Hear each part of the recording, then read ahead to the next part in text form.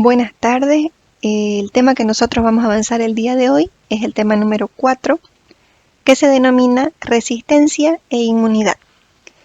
Vamos a comenzar con un video que les voy a presentar a continuación, en el que yo quiero que entiendan lo que se denomina la contaminación cruzada. ¿En qué consiste esto? Esto se da cuando nosotros no tenemos la precaución suficiente de lavarnos las manos. Ya el primer aliado que nosotros tenemos en un hospital, en un establecimiento, cuando nosotros tenemos contacto con pacientes, como ya lo han visto durante todo este tiempo, primordial es el lavado de manos.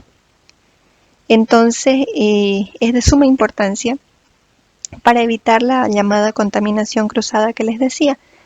¿A qué hace referencia esta contaminación cruzada? Esta ocurre cuando nosotros llevamos en la parte de bacteriología una bacteria de una persona a otra. ¿Y cómo puede ocurrir esto?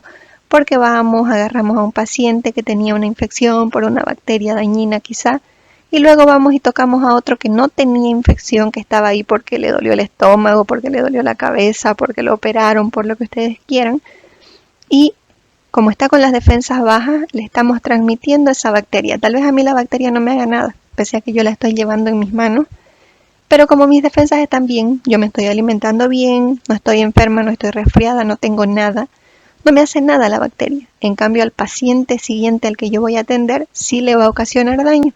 Y es por eso que se alarga muchas veces la estancia hospitalaria. El paciente tenía que quedarse 2 o 3 días por una cirugía, pero de pronto se queda un mes. ¿Por qué? Porque estaba enfermo y de paso adquirió una infección en el hospital. Puede ser a través de las manos del personal de salud o puede ser el mismo ambiente hospitalario. Entonces lo que nosotros queremos es evitar eso. ¿Cómo lo evitamos? Con un simple lavado correcto de manos. ¿Cómo se lavan las manos? Lo han visto día tras día en el televisor, en el internet. Ha estado en su auge todo este tiempo. Entonces no hace falta que se los vuelva a mostrar. Ya, sin embargo, sí hace falta que lo pongamos en práctica. No es lo mismo lavarse las manos que utilizar guantes. Al usar guantes yo me protejo como personal de salud, sí, me protejo. ¿Por qué? Porque obviamente tengo una capa que me está cuidando. Pero mi paciente sigue expuesto si yo no me cambio los guantes. Porque con los mismos guantes que agarré a un paciente estoy yendo a agarrar a otro. Y entonces indispensable es el lavado de manos. El uso de guantes no suprime el lavado de manos.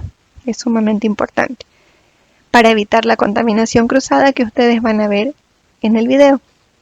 Ahora bien, si bien es cierto que nosotros no tenemos mucho contacto con el paciente, es más el médico, la enfermera que le cambia los sueros, que lo pincha, que esto y que aquello, yo considero que sí podemos ser partícipes de esta contaminación cruzada porque como farmacéuticos van a tener menos contacto todavía con el paciente. Generalmente el que va a la farmacia es el familiar del paciente cuando los pacientes están con este tipo de problemas, ¿no? Porque están en un hospital, están internados o están en la casa y es el familiar el que va a comprar, entonces no hay mucho contacto. Pero como bioquímicos muchas veces nos toca hacer de personal de limpieza, de secretario, del que toma las muestras, etcétera, etcétera. Y por ejemplo en un hospital no es que este bioquímico es encargado de ginecología, este otro es de cirugía, este otro es de medicina, no. Si hay todas las salas, dicen, ok, vos vas a ir a piso. ¿Qué significa piso, por ejemplo, en el hospital japonés? Que van a ir a pediatría, a ginecología, a cirugía y a medicina. En pediatría tienen niños con diferentes patologías.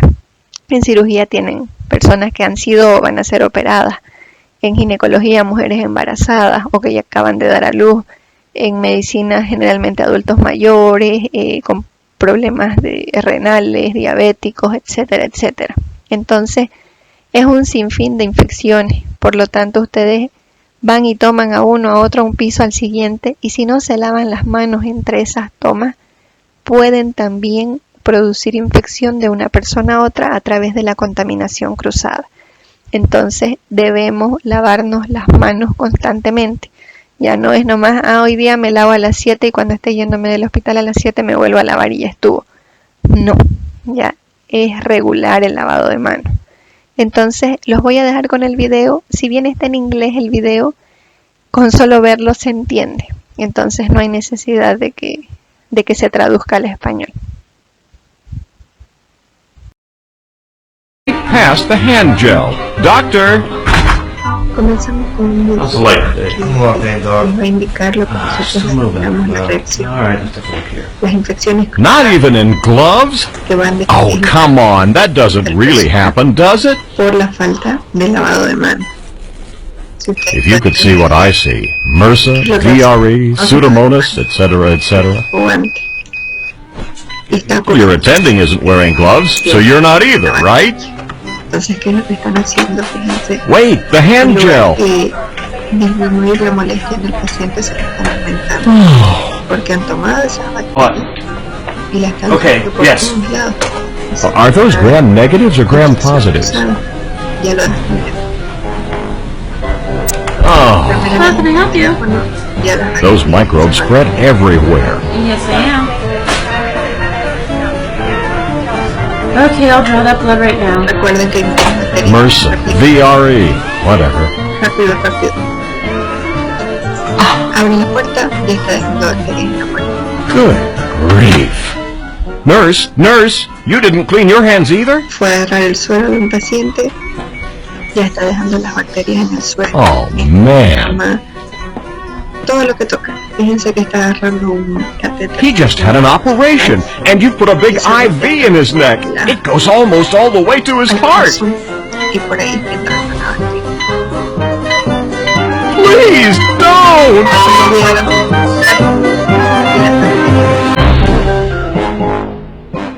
Que es importante.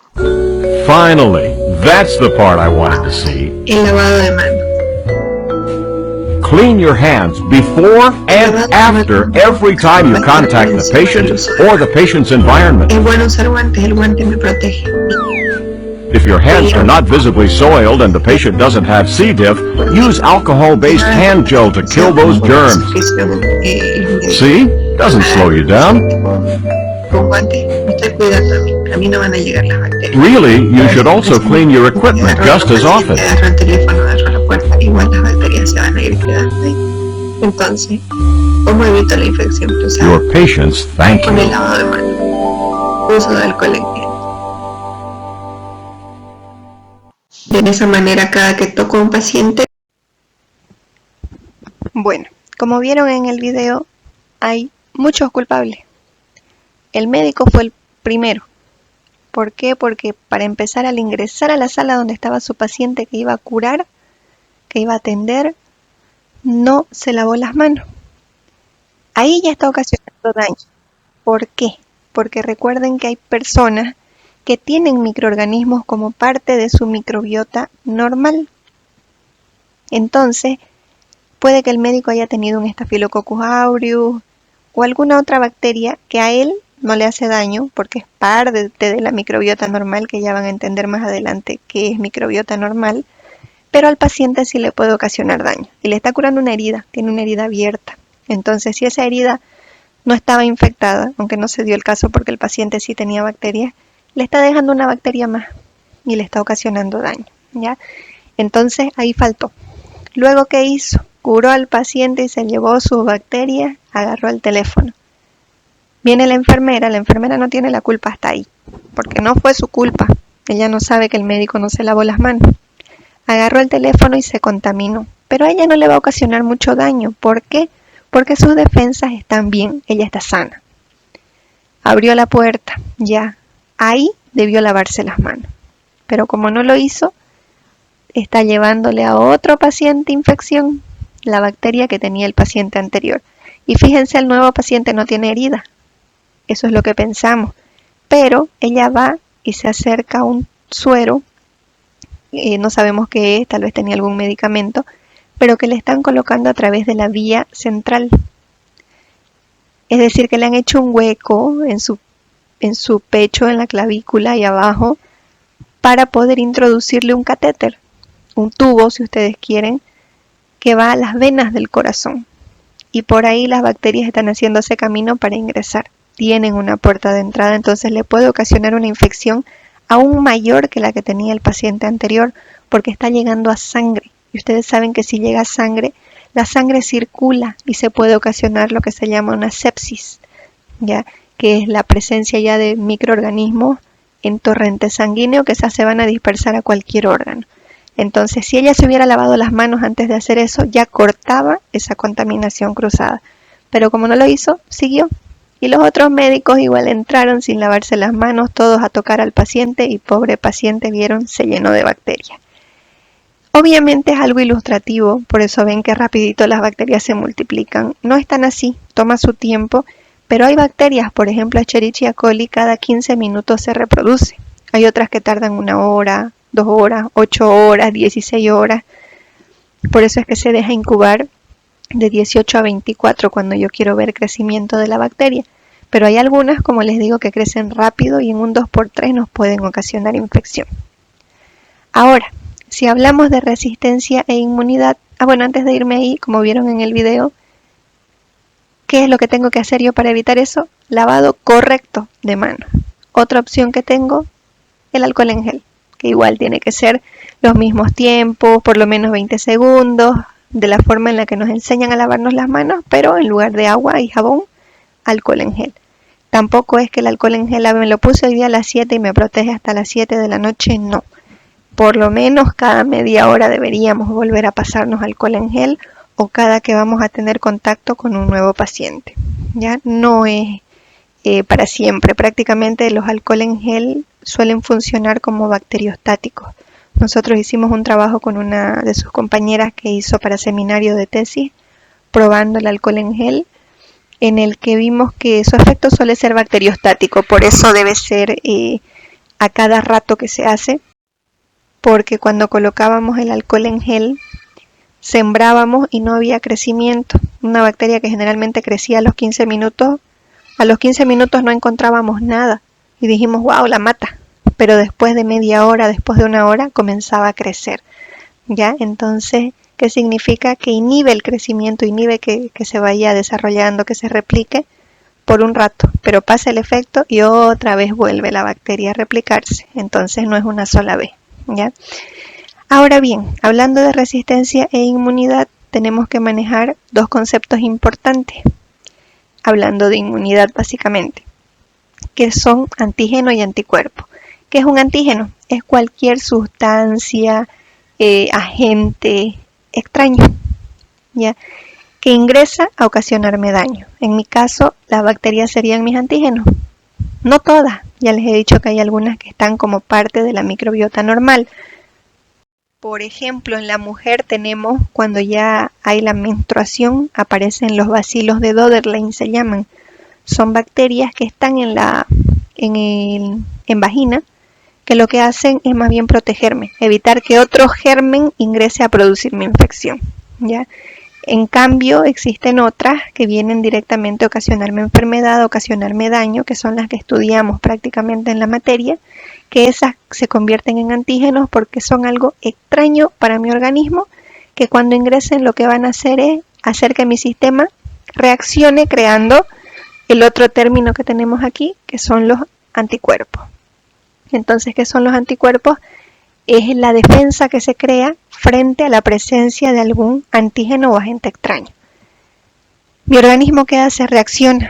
Y mientras fabrica esos anticuerpos, le dice a mi cuerpo, oye, estás mal, tenés algo, reacciona.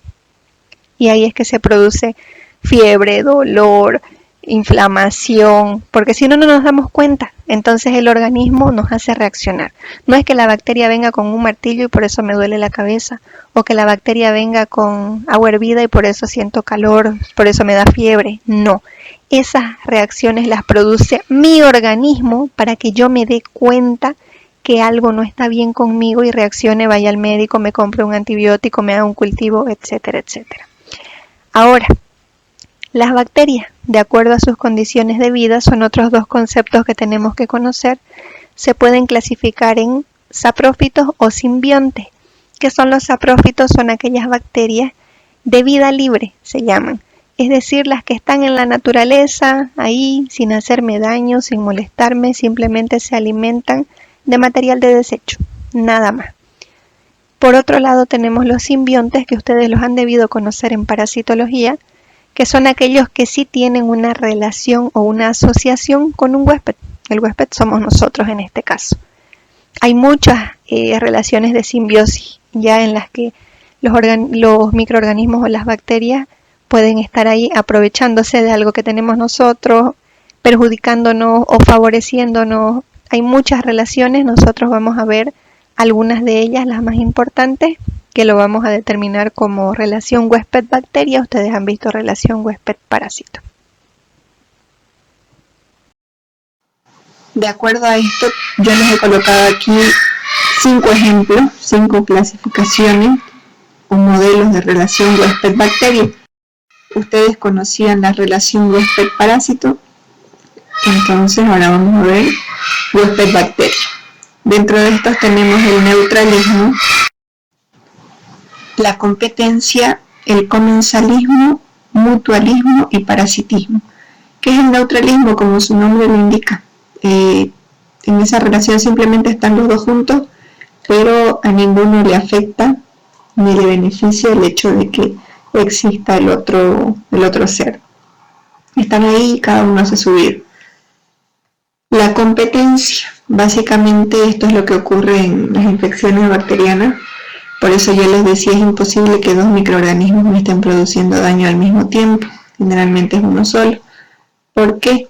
Porque ellas tienen este modelo de relación de competencia donde obviamente el más fuerte sobrevive.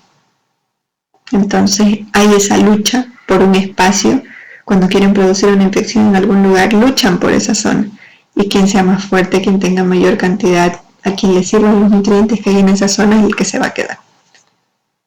Los 3 modelos más comunes son el comensalismo, donde hay una relación indiferente. ¿Qué significa? Que un huésped con un microorganismo, si ustedes quieren, están ahí los dos, están compartiendo la zona, pero el hecho de que ese microorganismo esté asentado en el huésped no le va a producir ni daño ni beneficio al huésped. Ya todas las relaciones son en base a un huésped. Yo les pongo de ejemplo un pajarito en un árbol. El pajarito vendría a ser la bacteria, el árbol vendría a ser el huésped. A pesar de que el pajarito ha hecho su casa en el árbol, no le está dando ningún beneficio ni ningún perjuicio al ser humano. Es indiferente. El mutualismo. Existe una relación beneficiosa para el huésped. Por ejemplo, les he puesto ahí una abeja con una flor. ¿Cuál es el beneficio? En este caso, el microorganismo sería la abeja, el huésped sería la flor. ¿Qué beneficio recibe la flor de la abeja? ¿Qué es lo que hace la abejita cuando se para en una flor? Se alimenta. Entonces ese es el beneficio que recibe el microorganismo. Y a su vez, cuando se traslada de una flor a otra flor, lo que hace es mantener la reproducción porque lleva los granitos de polen. Entonces, el beneficio que le da al huésped es que lo mantiene vivo porque le permite tener nuevas generaciones. El parasitismo, en cambio, es perjudicial. Le puse de ejemplo un perro con garrapata. ¿Cuál es el microorganismo ahí? Las garrapatas. El huésped del perro. ¿Será que va a recibir algún beneficio el perro de las garrapatas? Ninguno, sino más bien un perjuicio porque las garrapatas empiezan a consumirle sangre, le pueden producir anemia y algunas otras enfermedades como la babesia al animal. Entonces, así funciona igual en nuestro organismo. Nosotros tenemos, por ejemplo, cualquier bacteria que me vaya a producir enfermedad sería parasitismo. Una Escherichia coli, por ejemplo, ¿qué aporte me va a dar? Ninguno en la orina. ¿Qué me va a ocasionar? Infección urinaria. Es perjudicial. En cambio, por ejemplo, los bacilos de Doederlein, que son una bacteria que se encuentran en las secreciones vaginales femeninas como microbiota normal, es normal que estén ahí. Podríamos decir que cumplen una relación de mutualismo y en algunas ocasiones de comensalismo. Generalmente es comensalismo, ¿por qué? Porque están ahí, se están alimentando de lo que hay en esa zona, pero ni me están produciendo daño ni me están ayudando en nada en condiciones normales. ¿Cuándo va a ser mutualismo? Cuando quiere ingresar otra bacteria a través de los genitales. Entonces ellos, al estar ahí, al ser su medio, ¿qué van a hacer? Van a empezar a competir con la finalidad de que esa bacteria no se quede ahí. ¿Por qué? Porque si se queda les va a quedar nutrientes. Entonces, ¿cuál vendría a ser el beneficio? La lucha que van a hacer para evitarme a mí una infección. Ahora, todo el tiempo les hablo de la microbiota normal. ¿Qué viene a ser la microbiota normal? Son aquellos microorganismos, en nuestro caso bacterias, que se encuentran normalmente en algunas zonas de nuestro organismo y que no nos producen daño, como lo que acabo de mencionar, los bacilos de Doederlein en las secreciones vaginales. En la piel tenemos también una bacteria que ya la conocieron en el laboratorio, que se llama el Staphylococcus epidermidis. Está por toda mi piel. ¿Me hace daño? No. Sino más bien me protege para evitar que otro microorganismo ingrese a través de la piel. Tenemos esa microbiota normal en piel y en mucosas. En la garganta hay otras, en las secreciones genitales, en el ano, en diferentes zonas.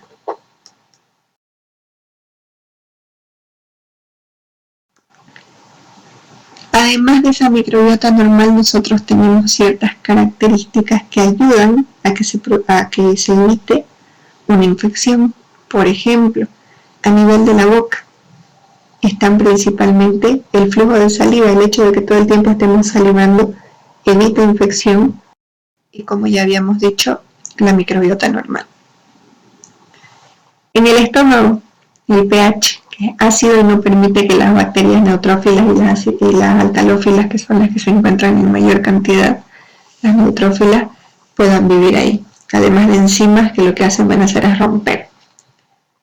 En el intestino delgado, el peristaltismo que llamamos, es el flujo rápido, el movimiento que tiene el intestino. Moco. En el colon, el moco, la microbiota normal abundante. En el colon, en el ano, nosotros tenemos Escherichia coli, Enterococcus fecalis, Citrobacter freundi, Proteus, Klebsiella, hay un montón de bacterias en esa zona. Entonces todas ellas evitan que otra patógena que me quiera hacer daño, como la Shigella y la Salmonella, que son patógenas ahí, logren quedarse, porque son mayores en número que ellas. En la nasofaringe igual tenemos la microbiota normal y tenemos los pelitos.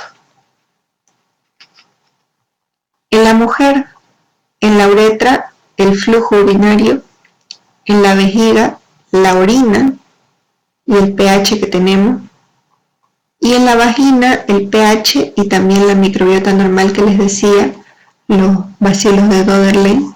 Por eso dicen que a pesar de que la vagina con la vejiga no tienen contacto directo, siempre después de tener relaciones sexuales es bueno orinar, porque de esa manera, con el flujo de orina que hay, se eliminan muchas bacterias que no pertenecían a mí, sino a la pareja con la que tuve relaciones sexuales, y se evitan infecciones vaginales, que son las más comunes en la mujer.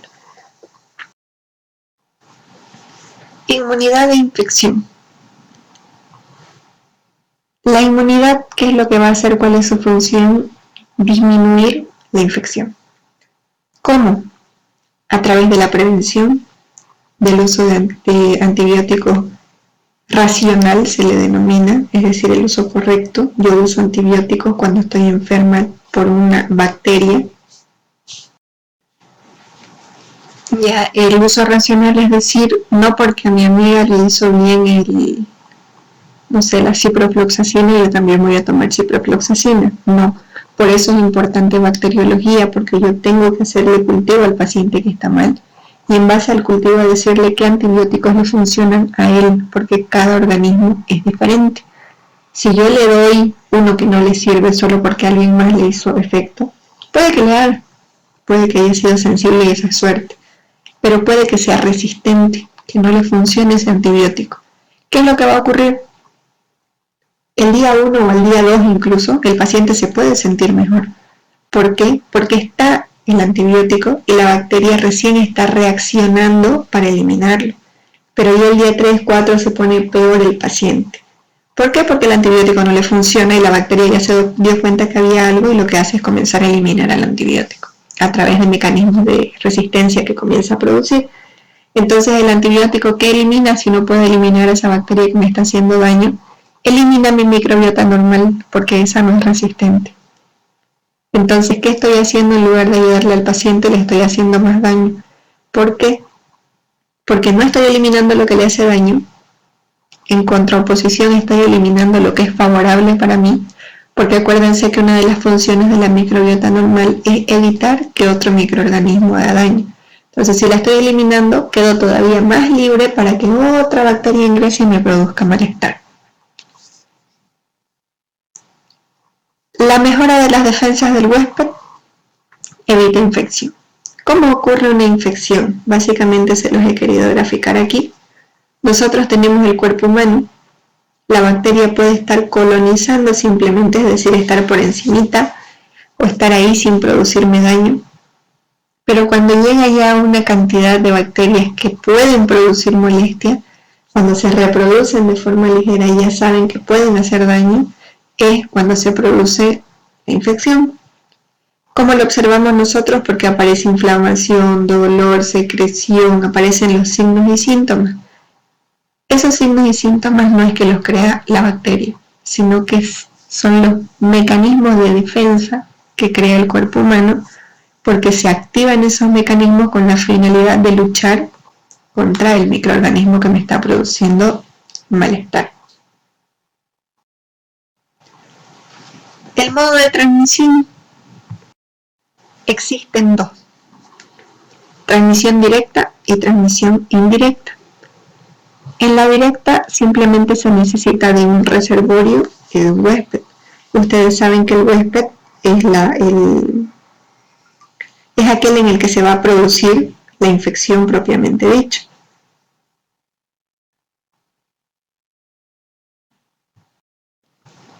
Y el reservorio vendría a ser un agente el lugar donde un agente infeccioso por lo común va a vivir y se va a multiplicar y del cual va a depender para su supervivencia hasta que pueda ser transmitido a un huésped susceptible. ¿Quién podría ser reservorio? Un ser humano que tiene la enfermedad y la va a contagiar a otro, o la va a transmitir a otro. Un animal, un artrópodo, una planta, entre otros. Entonces, en la transmisión directa solo se requiere de ellos dos. En cambio, en la indirecta se requiere de reservorio de huésped más un vehículo o un vector. ¿Qué es un vector? Es aquel que lo único que hace es trasladarme la infección de un lugar a otro. Vehículo, básicamente lo mismo. ¿Cuál es la diferencia? Que los vectores suelen ser animales o insectos y los vehículos objetos inanimados. Por ejemplo, en los vehículos, el agua, el aire, los fomites que se llaman, los juguetes que llevan los niños a la boca. Ese es el principal vehículo por el que se produce infección en los bebés, porque todo lo meten a la boca. Dentro de los vectores, por ejemplo, en parasitología ustedes han aprendido que el vector de la enfermedad de Chagas, ¿cuál es? La vinchuca. En este caso funciona incluso como reservorio también, ¿no? Porque es ahí donde se termina su ciclo de vida el tripanosoma y a través de la picadura que decimos nos transmite la enfermedad, aunque ya deben saber que en realidad no es que porque la vinchuca me pica yo me enfermo de Chagas, sino que la vinchuca al mismo tiempo que pica defeca. Y como a mí me pica, yo me rasco y soy yo quien hago que ingrese el tripanosoma a torrente sanguíneo. ¿Qué otro vector tenemos? Los mosquitos. ¿Qué enfermedad me transmiten? Dengue, zika, chikungunya, malaria. Entonces, eso tenemos. Generalmente las bacterias se transmiten a través de vehículos, porque encontramos bacterias en todas las cosas que tocamos. ¿ya? Generalmente, por ejemplo, en la comida podemos encontrarlo en los baños, en las manijas de las puertas, y es así que se va transmitiendo la enfermedad o la infección. Nosotros tenemos dos conceptos en bacteriología acerca de un patógeno, que es un patógeno que es el que me va a producir infección. Hay algunas bacterias que se consideran patógenas estrictas y otras que son patógenas oportunistas. ¿Qué es un patógeno estricto? Es aquella bacteria que siempre va a venir a ocasionarme daño, a ocasionarme enfermedad, infección. Un patógeno oportunista es aquel que generalmente está ahí, puede estar como microbiota normal, por ejemplo el Staphylococcus epidermidis que les decía que está en la piel, es un oportunista. En cambio el Staphylococcus aureus es un estricto. ¿Por qué es un oportunista el epidermidis? Porque todos lo tenemos en piel. Él no me hace daño. ¿Cuándo me va a ocasionar daño?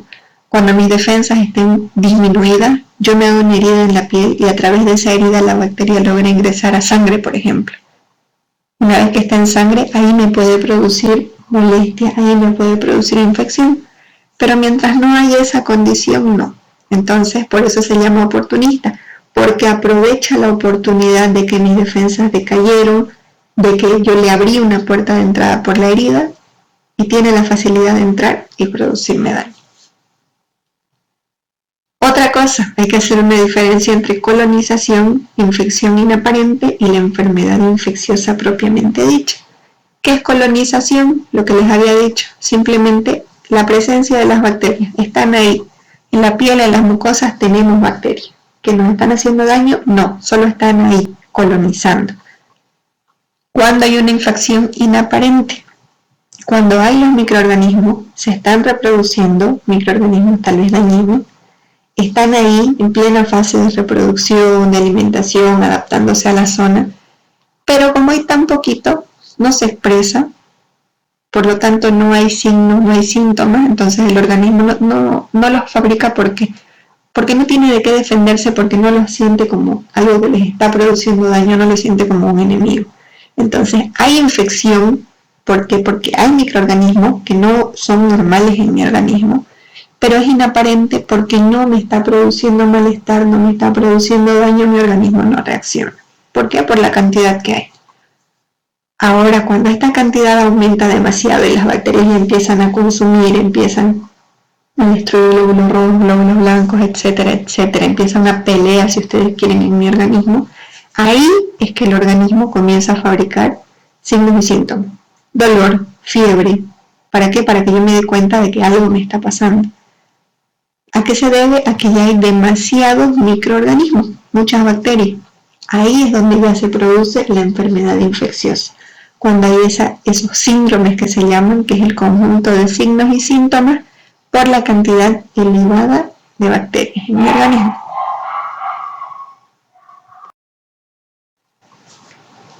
¿Qué tenemos como defensa para evitar eso? Vuelvo otra vez, la microbiota normal. Antes se llamaba flora microbiana, hoy en día se le llama microbiota normal. Esa microbiota normal tiene 3 funciones.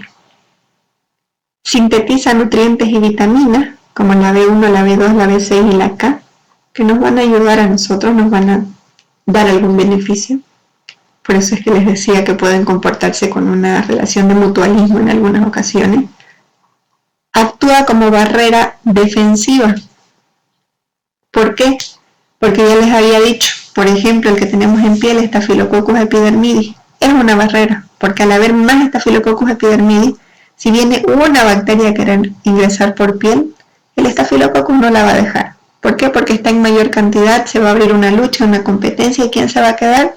El que es bueno para mí. Lo mismo en la garganta. Tenemos Streptococcus viridans, que ya lo han conocido también en laboratorio esta semana. Igual, si es muy poquito lo que quiere ingresar, el Streptococcus viridans lucha porque se lo tenemos en garganta y no lo deja ingresar. Ahora ya si ese microorganismo está en elevadas cantidades porque mis defensas bajaron, mi microbiota se está muriendo, ahí obviamente él no va a poder frenar eso. Pero mientras esté en mayor cantidad, va a ser una barrera defensiva para evitar que un microorganismo patógeno me produzca infección. me sirve también para interpretación del análisis microbiológico o bacteriológico en nuestro caso. ¿Por qué? Porque, por ejemplo, si yo estoy con dolor de garganta y me hacen una toma de muestra que se llama hisopado faríngeo, tomarme una muestra con un hisopo, que un hisopo es un cotonete más largo, me toman una muestra de la garganta para ver por qué yo estoy con ese problema y me sale Streptococcus viridans. Si yo conozco microbiota normal, no voy a informar Streptococcus viridans. ¿Por qué? Porque les acabo de decir que es parte de la microbiota normal. Entonces, si yo no conozco que ese es parte de la microbiota normal, como ustedes no lo conocían hasta hoy, o sea, la conocían a la bacteria, pero no sabían que era parte de la garganta, ¿qué voy a hacer? Voy a decir, es un patógeno, le está haciendo daño, así que le voy a hacer un antibiograma para que el médico le dé antibiótico. No. Por eso me ayuda en la interpretación. Yo voy a decir, este no es patógeno, es parte de la microbiota normal, entonces no se lo voy a informar al médico ni le voy a hacer antibiograma, porque si yo le hago antibiogramas, el médico va a decir, esa bacteria es la que me está produciendo daño a mi paciente y yo le doy antibiótico. ¿Y qué va a hacer el antibiótico? Matar a Streptococcus viridans, que era el microbiota normal, no es dañino. Entonces, ¿qué estoy haciendo? Eliminando mi protección, eliminando mi barrera, eliminando aquel que me sintetiza nutrientes y vitaminas. Estoy eliminando lo bueno para mí. ¿Qué va a ocurrir? Que si el problema era viral, no sé, había el famoso coronavirus, pongámoslo de ejemplo, él era el que me estaba produciendo ese malestar. ¿Qué va a ocurrir? Por el simple hecho de que está ahí el Streptococcus viridans, hay una lucha entre él y el coronavirus. Ya lo estoy haciendo un poquito para que me entiendan. Si yo lo elimino al viridans, lo estoy dejando solo al coronavirus para que haga y deshaga. Ya no va a tener con quién luchar. Simplemente se va a instaurar, se va a empezar a multiplicar más seguido y el daño va a ser mayor. En cambio, si yo no le doy antibiótico, porque es parte de la microbiota normal, porque sé interpretar, lo estoy dejando ahí y estoy dejando algo que me va a ayudar porque va a luchar frente al coronavirus. Entonces va a ser más difícil que él me produzca infección o va a retardar más tiempo esa infección.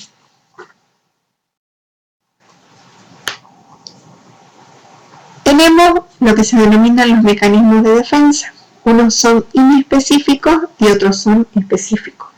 Dentro de los inespecíficos, lo primero que hacen estos mecanismos es evitar que ingrese una bacteria, evitación de la entrada.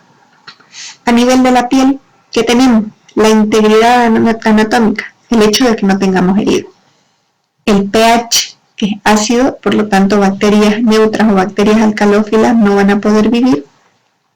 La competición microbiana, ya les dije, las bacterias que tenemos en esa zona como parte de la microbiota normal, que van a luchar para evitar que otra venga y ingrese a mi organismo.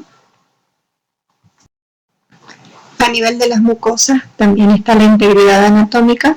Mientras yo no tenga una herida es difícil que ingrese un microorganismo. Los cilios, los pelitos que tenemos en la nariz, las secreciones como las lágrimas, es bueno llorar de vez en cuando, y la orina que ya les había dicho, por el pH que tiene, y obviamente por el simple hecho de ser flujo líquido que hace que barre los microorganismos, siendo bactericidas como el ácido clorhídrico, y otra vez la competencia por la microbiota normal que tenemos ahí.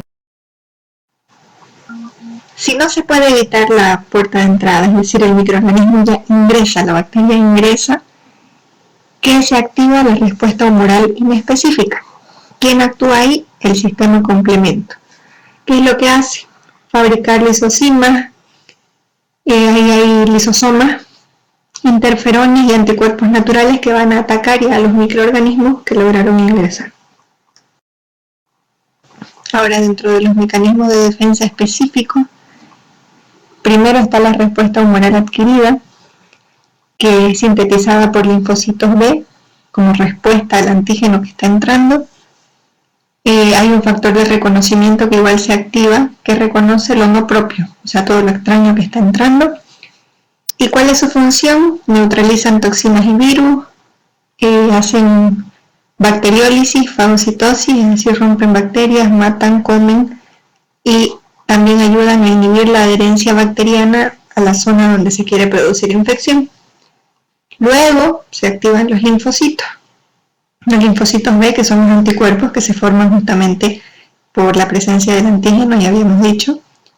Los linfocitos T, las NK, que son las células natural killer, se llaman, matadoras naturales, y las células accesorias en las diferentes regiones, ¿ya? A nivel de la sangre, por ejemplo, se activan los monocitos, los macrófagos. A nivel del cerebro, las células dendríticas. En el hígado, las células de Kupffer, etc. Y las interleuquinas, que son células que lo que hacen, es llevar información de una célula a otra para saber dónde está el germen y atacarle. Yo digo que son las chismosas de la defensa que tenemos. ¿Por qué? Porque lo único que hacen es, ellas saben dónde está la infección y corren a buscar a las células que van a atacar. Ellas van y les dicen, aquí hay una infección, vayan, y ellas van. Pero ellas no actúan, solamente llevan esa información